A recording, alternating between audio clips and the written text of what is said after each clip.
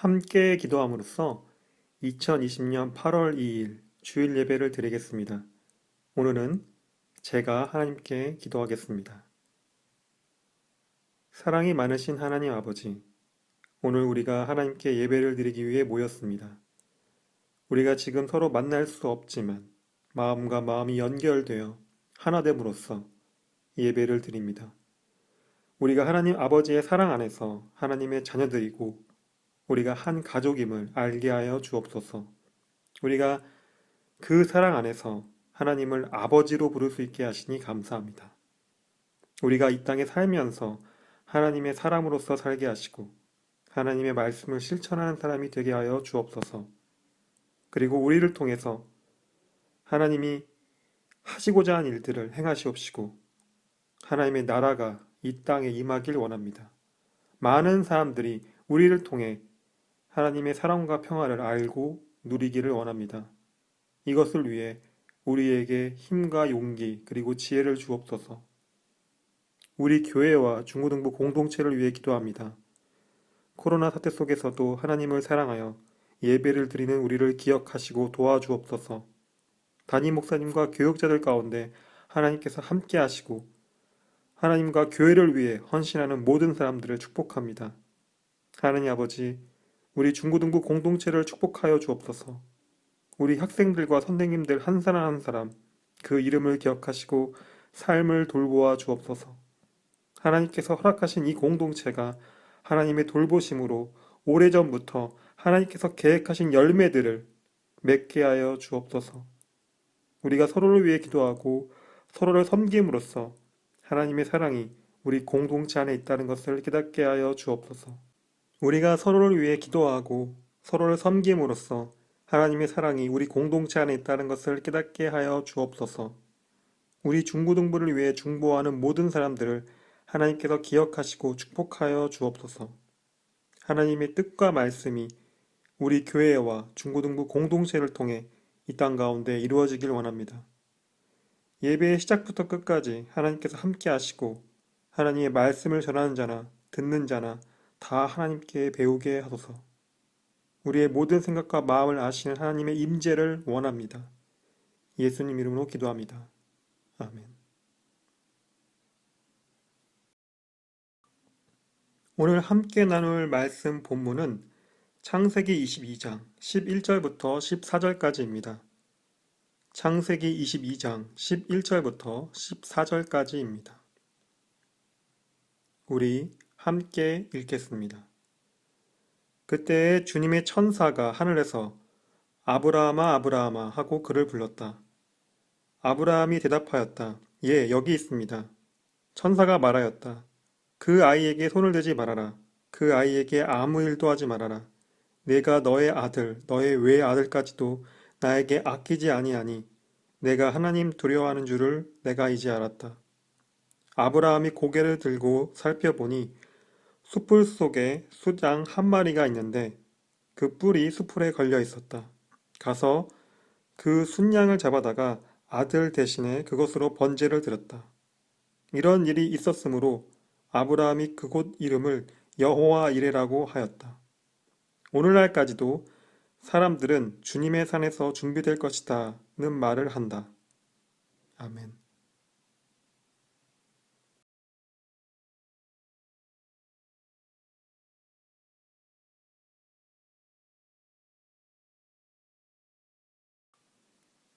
안녕하세요. 사랑하는 중고등부 공동체 여러분. 한 주 동안 잘 지냈나요? 지난주는 여름이 느껴지는 한 주였습니다. 비가 왔고, 더웠고, 또 밤에는 달을 볼 수 있었던 여름밤도 있었습니다. 코로나 사태 때문에 사회적 거리두기를 하고 있지만 여름은 항상 어디론가 떠나고 싶은 마음을 들게 합니다. 한국에 있거나 휴가 중인 학생들을 모두 즐거운 여름날들이 되기를 바랍니다. 저는 오늘 여러분들과 함께 여호와 이레라는 제목으로 말씀 나눔을 하려고 합니다. 지난주에는 아브라함의 조카 롯과 그의 삶에 대해서 말했는데 이번 주는 다시 아브라함의 삶에 대해 집중하려고 합니다. 여러분들은 여호와 이레라는 말을 들어본 적이 있나요? 교회에서 자주 듣게 되는 히브리어 단어들 중에 하나인데요. 준비하시는 하나님, 미리 보시는 하나님이라는 뜻을 가지고 있습니다. 저는 이 여호와 이레가 가진 뜻이 아브라함이 믿는 하나님의 의미라고 생각합니다. 그러니까 누군가 아브라함에게 당신에게 하나님은 어떤 의미입니까? 라고 묻는다면 아브라함은 여호와 이레라고 말할 것 같습니다. 아브라함은 하나님 때문에 자기가 살던 고향을 떠나야 했고 하나님 때문에 자신의 삶과 생각들이 변화되었습니다. 그리고 하나님 때문에 드디어 자신의 뒤를 이을 아들인 이삭을 얻게 됩니다. 이 모든 것이 하나님께서 준비하셨고 계획하셨다는 것을 아브라함은 자신의 지난 날들을 되돌아보면서 깨닫게 되는 거죠. 아마도 아브라함은 사라가 이삭을 낳았을 때 이 여호와 이레라는 의미를 실제적으로 체험했을 것 같습니다. 나이가 들어 더 이상 월경을 하지 않는 아이를 낳을 수 없는 상태였던 사라가 아이를 낳았다는 것은 하나님이 하신 일이 아니면 불가능한 일이었으니까요. 창세기 21장 1절부터 5절을 보면 주님께서 말씀하신 대로 사라를 돌보셨다. 사라에게 약속하신 것을 주님께서 그대로 이루시니 사라가 임신하였고 하나님이 아브라함에게 약속하신 바로 그때가 되니 사라와 늙은 아브라함 사이에서 아들이 태어났다. 아브라함은 사라가 낳아준 아들에게 이삭이라는 이름을 지어주었다. 이삭이 태어난 지 8해 만에 아브라함은 하나님이 분부하신 대로 그 아기에게 할례를 베풀었다. 아브라함이 아들 이삭을 보았을 때 그의 나이는 100살이었다. 네, 드디어 아브라함과 사라 사이에 아들 이삭이 생겼습니다. 이때 아브라함의 나이가 100살이었고 사라의 나이는 90살 정도 되었습니다. 이때나 지금이나 이 나이 때는 여자가 아이를 낳을 수 없는 나이입니다. 그렇지만 하나님이 말씀하신 대로 사라를 통해서 아브라함의 아들 이삭을 얻게 됩니다. 그리고 이것은 아브라함이 하나님을 더욱 믿고 신뢰할 수 있는 계기가 되었습니다. 하나님의 말씀을 듣고 믿음으로 결단하여 하란을 떠난 지 25년이 되어서 아브라함과 사라는 그토록 바라던 아들을 얻었습니다. 만약에 하나님께서 아브라함이 하란을 떠날 때 아브라함아, 내가 25년 뒤에 내게 아들을 줄 것이다 라고 말씀하셨으면 참고 기다리기에는 긴 세월이지만 25년 뒤에 아들이 생긴다는 희망이 있었을 겁니다. 사람은 희망이 있어야 살아가는 재미가 있거든요. 지금보다 더 좋은 내일과 미래가 있을 것이라는 어떤 희망이 살아가는 힘이 됩니다. 그리고 그 희망이 구체적으로 나타날 때 의욕이 더 생기고 더 열심을 낼 수 있습니다. 그런데 아브라함과 사라는 하란을 떠날 때 25년 뒤에 자신들의 아이인 이삭이 태어날 것이란 것을 몰랐습니다. 그냥 하나님의 부르심에 아브라함이 길을 떠난 거죠. 그런 상황에서 아브라함이 의지했던 것은 하나님의 말씀뿐이었습니다. 하늘의 별같이, 바다의 모래같이 아브라함의 자손들이 많아질 것이라는 하나님의 말씀. 그 말씀을 믿고 지내온 세월이 25년이 되었던 거죠. 오랜 인내 끝에 소망을 이룬 것입니다. 얼마나 아브라함이 기뻤을까요? 그리고 그 아들을 낳을 것이라는 하나님의 말씀을 믿을 수 없었던 사라도 아들 낳으니 무척 기뻤습니다. 그리고 사라가 하나님께 감사드리며 신앙 고백을 합니다. 창세기 21장 6절부터 8절을 보면 사라가 혼자 말하였다. 하나님이 나에게 웃음을 주셨구나. 나와 같은 늙은이가 아들을 낳았다고 하면 듣는 사람마다 나처럼 웃지 않을 수 없겠지. 그는 말을 계속하였다.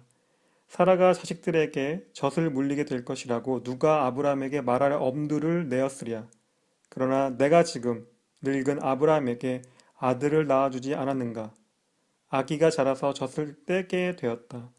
이삭이 젖을 떼는 날에 아브라함이 큰 잔치를 벌였다. 네, 사라에게도 믿음이 생겼습니다. 남편인 아브라함을 통해 들었던 하나님이 정말 우리에게 아들을 주셨다는 것을 체험하면서 하나님이 나에게 웃음을 주셨구나라고 말합니다.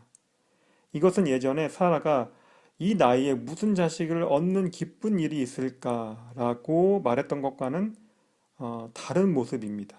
그 이유는 사라에게 하나님의 말씀이 현실에서 실현 불가능한 일이라고 생각했고 또 하나님이 진짜 있는지 없는지 마음에 확신이 없었기 때문입니다.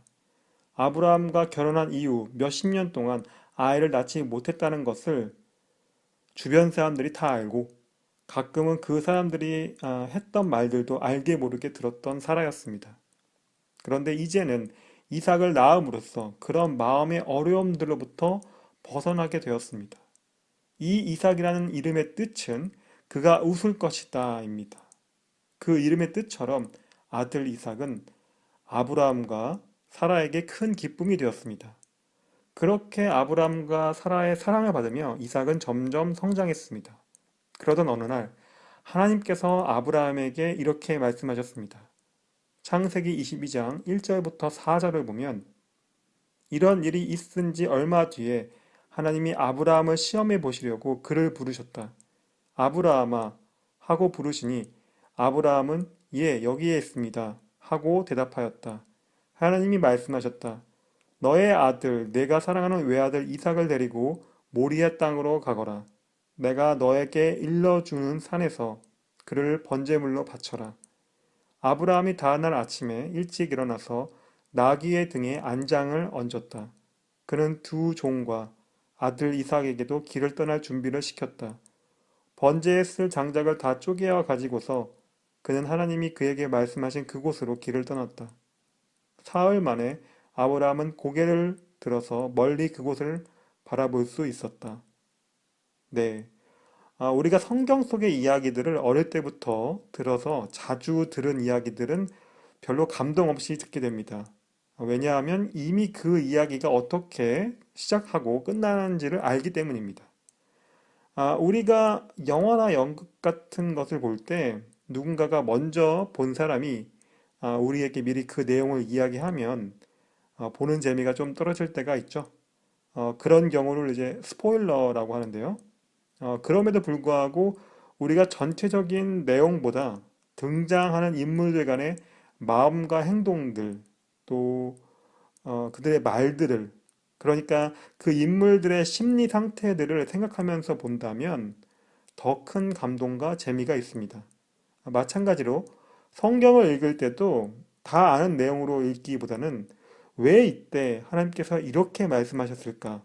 그 말씀을 들은 사람들은 왜 이렇게 행동하고 또 어떻게 생각했을까라는 의문들을 가지면서 성경을 읽어야 됩니다. 내용을 다 안다고 해서 우리가 그 이야기를 완전히 알고 있다고는 말할 수 없습니다. 내용 안에는 그 내용이 가능하게 했던 인물들 간의 말과 행동 그리고 생각들이 들어있기 때문입니다. 하나님께서 아브라함에게 이삭을 자신에게 제물로 바치라고 말씀하셨습니다. 25년, 아니 그 이상으로 오래 기다렸던 아들인데 그 아들을 죽여야 한다니요. 아마 아브라함은 누구에게도 이 하나님의 말씀을 말할 수 없었을 것입니다. 아내인 사라가 이것을 알았다면 깜짝 놀랐겠죠. 그리고 아브라함 몰래 이삭을 숨겼거나 아브라함의 행동들을 감시했을 겁니다. 그래서 아브라함은 이 하나님의 말씀을 자기 혼자 마음에 두고 또 한 번 믿음의 결단을 해야 했습니다. 그 결단은 아들 이삭을 하나님께 제물로 바치는 것이었습니다. 창세기 22장 6절부터 10절을 보면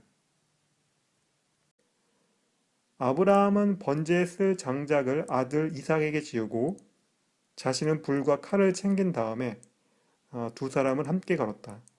이삭이 그의 아버지 아브라함에게 말하였다.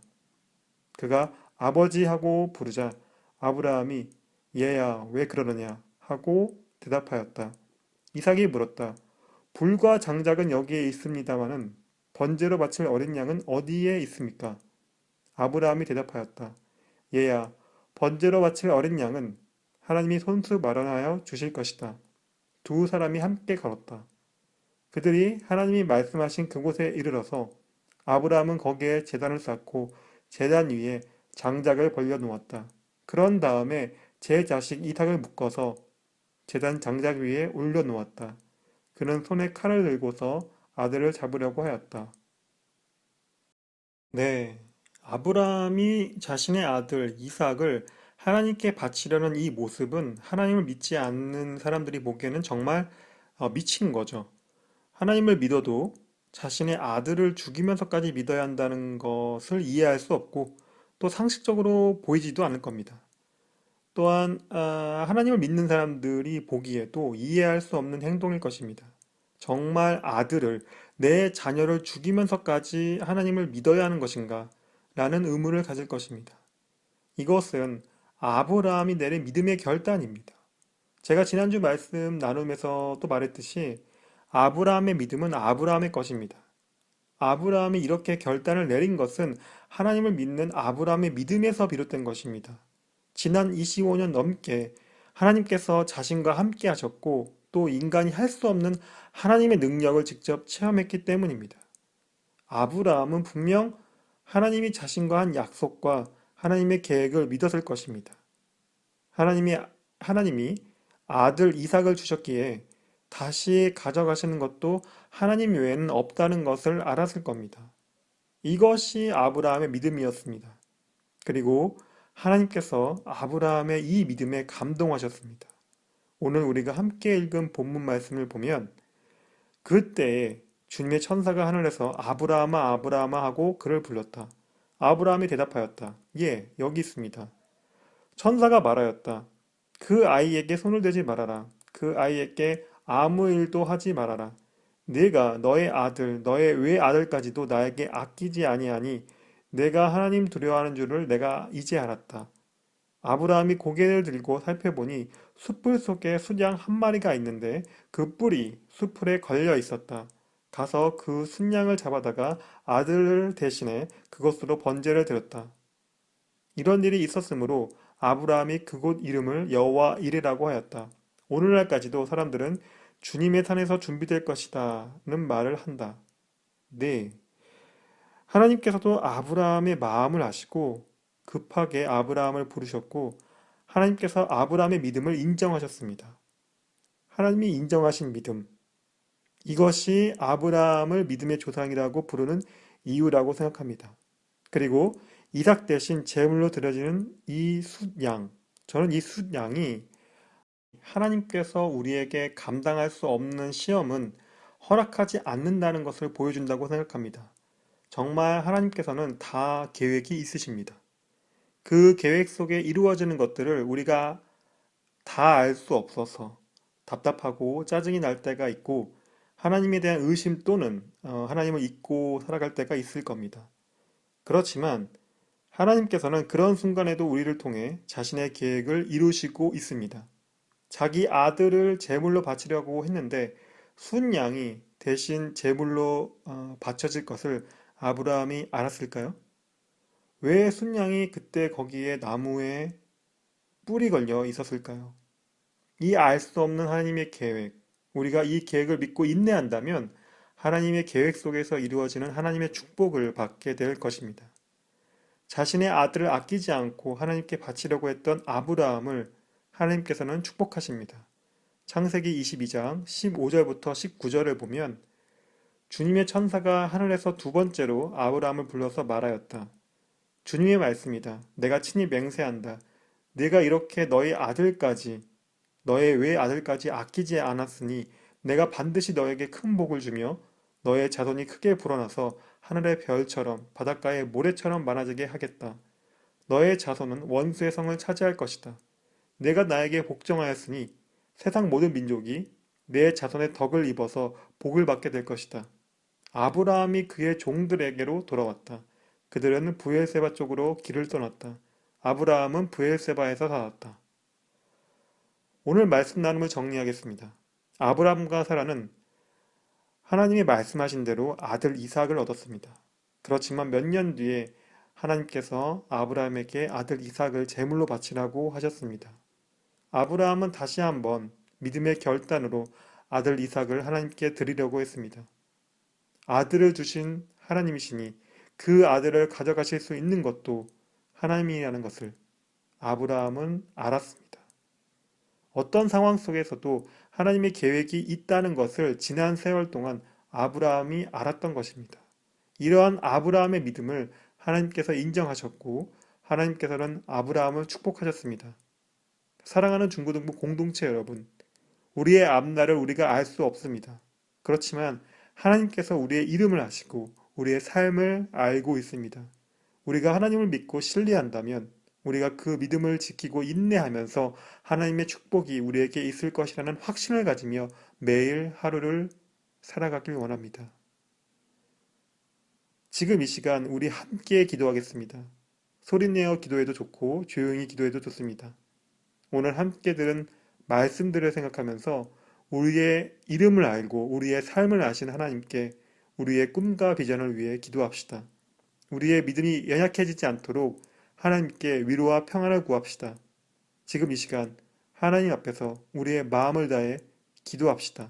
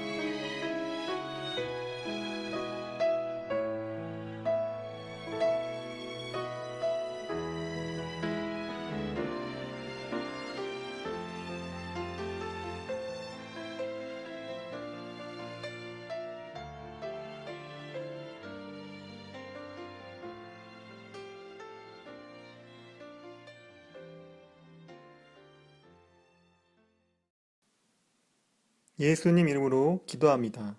아멘. 제가 기도하겠습니다. 사랑이 많으신 하나님 아버지, 오늘 우리가 함께 예배드릴 수 있게 하시니 감사합니다. 우리의 모든 것을 아시는 하나님께서 우리와 늘 함께하여 주옵소서. 하나님께서 우리의 몸과 마음의 모든 고통을 치료하시고 평안을 주실 것을 우리가 믿습니다.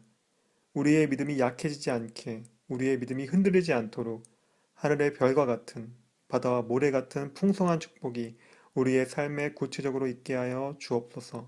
아브라함과 같이 우리의 믿음이 능력 있음을 우리가 알게 하여 주옵소서. 전 세계가 혼란한 시기에 우리가 살고 있습니다. 우리가 지금 이 시기를 통해서 하나님의 뜻을 더욱 잘 알기 원합니다. 코로나 바이러스로 인하여서 병들어 죽어가는 자들을 하나님께서 치료하여 주시고 죄 없이 고통받고 차별받는 사람들을 하나님께서 돌보시고 위로하여 주옵소서. 하나님께서 모든 사람들을 평등하게 지으셨고 모든 사람들을 사랑하신다는 것을 이 세계에 있는 모든 사람들이 알게 하여 주옵소서. 하나님 아버지, 이 땅 가운데 하나님의 사랑과 평화가 있기를 원합니다. 지난주에 생일을 맞이한 우리 정민이에게 하나님의 축복이 있기를 원합니다.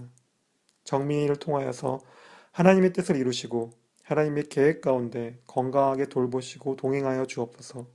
특히 대학 입시를 준비하고 있습니다. 원하는 대학에서 원하는 공부를 할 수 있도록 하나님께서 도와주옵소서. 우리에게 정민이를 보내주시고 또 교제하게 하시니 감사합니다. 우리가 정민이를 사랑하고 축복합니다. 새로운 한 달과 한 주가 시작되었습니다. 우리 중고등부 공동체가 하나님이 주신 힘과 능력으로 매일매일 살아가길 원합니다. 몸의 건강함과 마음의 평안함으로 우리를 지켜 주옵소서. 예수님 이름으로 기도합니다. 아멘. 함께 주기도문 함으로써 오늘 예배를 마치겠습니다. 하늘에 계신 우리 아버지여, 이름이 거룩히 여김을 받으시오며 나라가 임하옵시며 뜻이 하늘에서 이룬 것 같이 땅에서도 이루어지이다. 오늘 우리에게 일용 양식을 주시옵고 우리가 우리에게 죄 지은 자를 사하여 준 것 같이 우리 죄를 사하여 주시옵고 우리를 시험에 들게 하지 마시옵고 다만 악에서 구하옵소서. 나라와 권세와 영광이 아버지께 영원히 쌓옵나이다. 아멘.